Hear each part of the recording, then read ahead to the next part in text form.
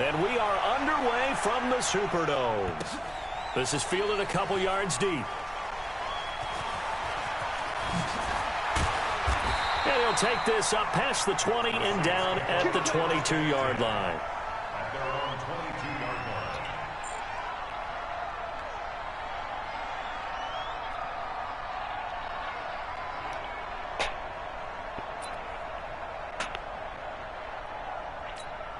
Ready, 5-9.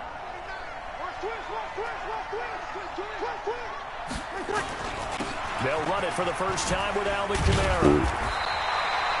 10 yards on the pickup there, and it'll be second down. I remember a coaching friend of mine used to tell his running backs before games, make sure you run and jog with your offensive line in pregame. Get used to the ground shaking when those big behemoths start to create space for you up front. He did a pretty good job of just following those guys through there for a nice explosive run. It's a loss of 4. Now third down. Nice play right there to stop him behind the line, but I want to see how this defense continues to play him here in the first half. Yeah, we know. You know better than I. He has the ability to take over a game, so what do? Yeah, I think you have to make sure that you bottle him in at varying levels, because if you crowd everyone to the but room to run. Well, meanwhile, a pass that should have been intercepted, but it winds up falling incomplete. So the defense able to get off the field here on third down. And it's one of the goals of the game. They've got to be effective on passing downs. It's one of the few things defenses chart. How did we do on third down? That's a nice start for them in this one. Okay, look at this. The punt team nowhere to be found. Offense going to go for this on the opening drive. Nowhere to escape, and he goes down. The former number 3 pick, Joey Bosa, bringing the lumber that time. So, Charles, why in the world do you take that risk there? It doesn't make a whole lot of sense on the surface. But I've been around enough of these coaches and enough of these meetings along the way. Sometimes they're so confident in a play call that they don't care about the situation. They think that play, at that time, they're going to run it and pick up whatever they need. So maybe that's what influenced him there. I'm guessing because I have no other explanation. Yeah, that's tough. Own side of the field, that chunk of yardage to pick up. Head scratcher. That one goes for 16 yards. It sets him up first and goal.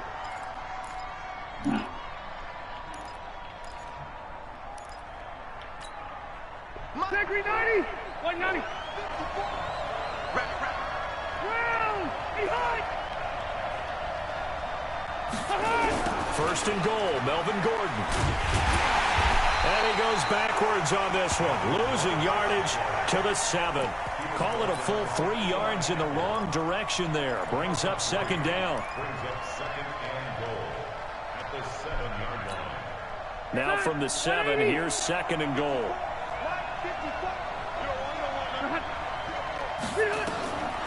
To throw is Rivers. On the screen, this is Eckler. And he'll be brought down here at the 3-yard line. That time the completion goes for 4 yards, and we're set up with a third and goal. In order for a screen pass to break big, a lot of things have to come together and be well executed. But all it takes is one small thing to go wrong and keep it from being a big game.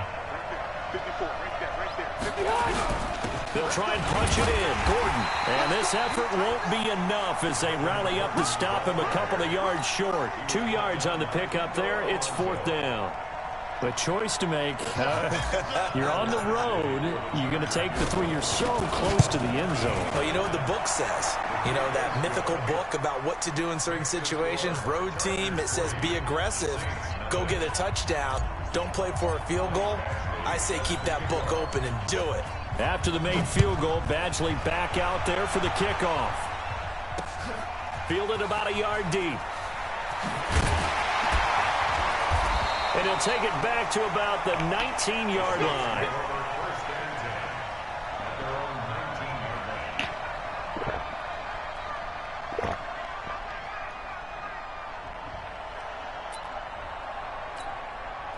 The Saints offense on the field, ready to get their drive started. And on that last drive, went for it on 4th, turned it over. A good job by their defense, though. They held them to 3, but this offense, they've got to be a little bit better, a little bit more careful here.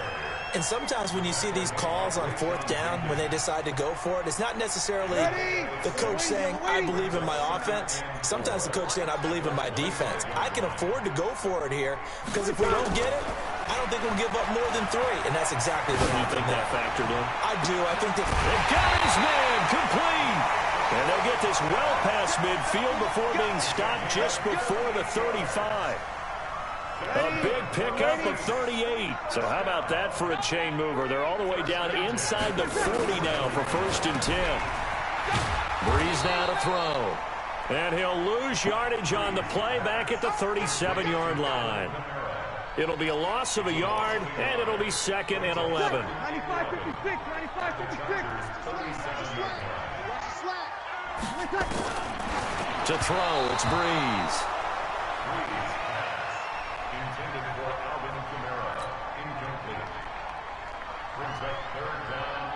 And this will probably be the last play of the quarter.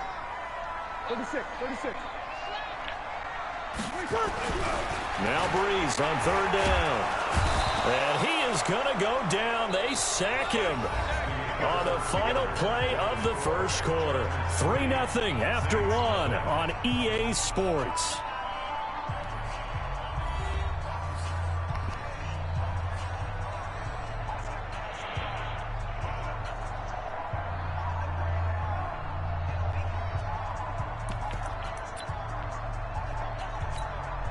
So Breeze is going to stay out there, and they're going to go for this on 4th down. They'll go for it. It's Breeze. Into heavy traffic, and it's intercepted. Picked off at the 30. He was trying to hit Thomas that time. Well, this is a defense that can confuse even the best of quarterbacks with their zone schemes. And here you've got a linebacker that's going to stay at home and just sit down in that zone. And this one basically comes right to him.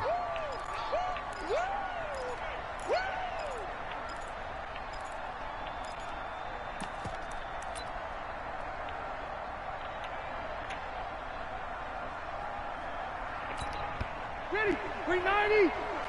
Check, watch 54, watch 54.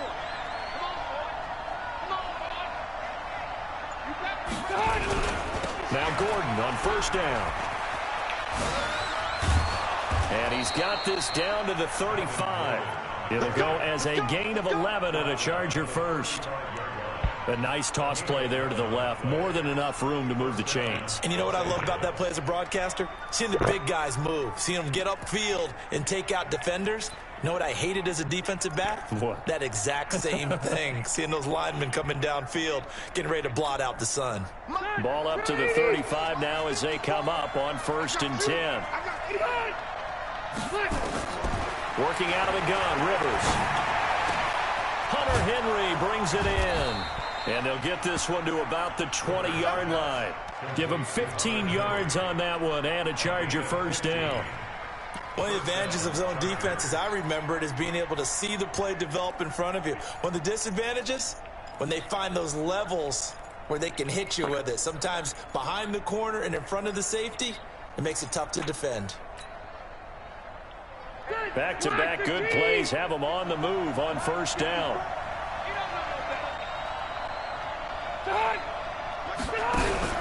Running on 3rd down, Eckler. And he'll get him inside the 15 down to the 14-yard line. It's a 6-yard pickup, and it gets him to 2nd and 4. Despite the blitz, they're still able to pick up a nice, solid gain. The disadvantage of blitzing often alters the normal spacing and run fits and leaves creases like they were able to exploit right there.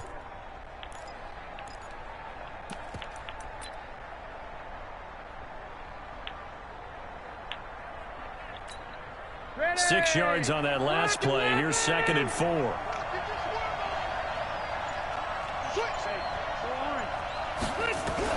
On 2nd down, Eckler.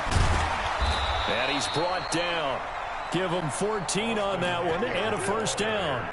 They're making it look easy out there. Another 1st down. So far on this drive, let me do this little bit of math here. 4 plays, 3 1st downs. That's a pretty good recipe for success. 180, 380.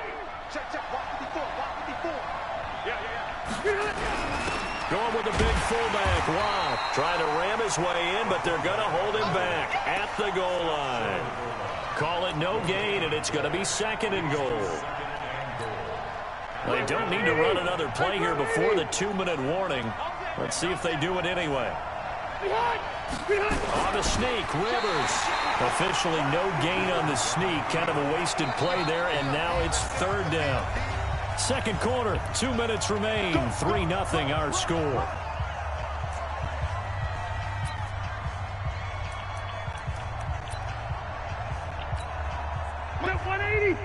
We remind you that coming up at halftime, we'll take you to Orlando and Jonathan Coachman. Coach will have highlights in it. And he is into the end zone. Touchdown, Los Angeles.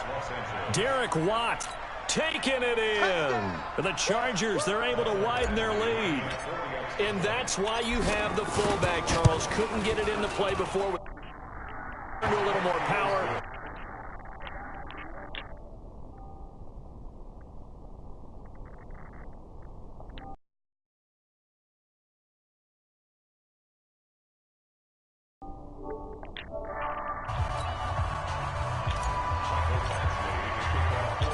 Following the touchdown, Badgley out there to play. At the 23-yard line. Getting set for their next drive, the New Orleans offense. And they're in an early hole. The first drive, they threw the interception. That led to a touchdown, so decent-sized deficit early on. It is, but I think you hit the key words, early on. So they have to decide, do we even need to change game plan, or do we just need to execute better and try and get back in this game? They go play action here on 1st down. They'll air it out deep for Thomas. And that is incomplete. Took a shot there on 1st down, but he couldn't reel it in. I know he wants to get his team back in the game, but a 50-50 ball right there that maybe was a little questionable. Yeah, he's pretty lucky to get that one back. I think that sometimes these quarterbacks play with a lot of confidence that borders on arrogance, and that can put your team in some Dutch. Yeah, especially maybe want to look at some safer routes after the interception he had that ended their last drive. I know many people like to throw to the tight end, maybe in a little flexed out position because he creates mismatches with his size. The slot receivers do the same thing with their quickness, their speed, and their route running. The ball popped in the air and intercepted. Desmond King picks it. And a big turnover there as his guys will get the football back. So that's back-to-back drives where they're throwing an interception. Ordinarily, we look at the offense and say, what's going on with your scheme? Maybe we should look at the defense and just give them a whole lot of credit. They've got them frustrated right now. The Charger drive about to get going. Still more than a minute to go, so there is time if they want to mount something here. Not only time, but they have 3 timeouts at their disposal as well. So that changes everything that you're doing here. Without those timeouts, you can only work the sidelines, hoping to get out of bounds. Here, the middle of the field's still available because you can call timeout and regroup. And they finally get him down at the other 46. A big play there just before halftime. 51 yards on the ground. They go back to Gordon here on 1st down. There goes Melvin Gordon. And all the way in for a Charger touchdown.